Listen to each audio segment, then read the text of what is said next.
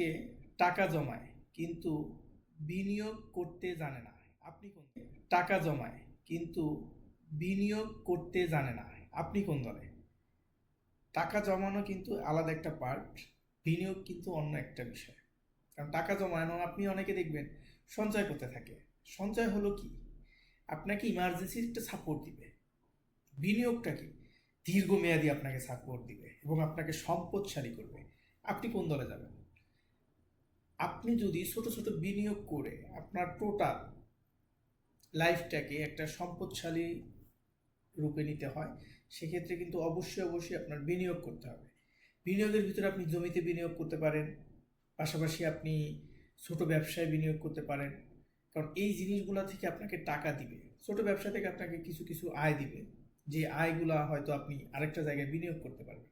আমরা কি করি? অনেকে অন্যের কাছে সঞ্চয় বিভিন্ন 2,000 5,000 টাকা সঞ্চয় করতে থাকি, যেটা আমাকে ইমার্জেন্সি সাপোর্টে আবার খরচ হয়ে যাচ্ছে।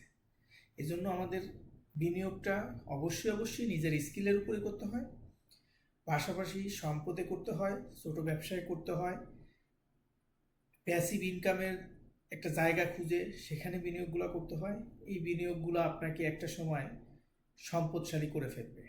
এজন্য আমরা আশা করি সবাই বিনিয়োগ করবেন, ছোট ছোট সঞ্চয়ের চাইতেও গুরুত্ব দিবেন বিনিয়োগ।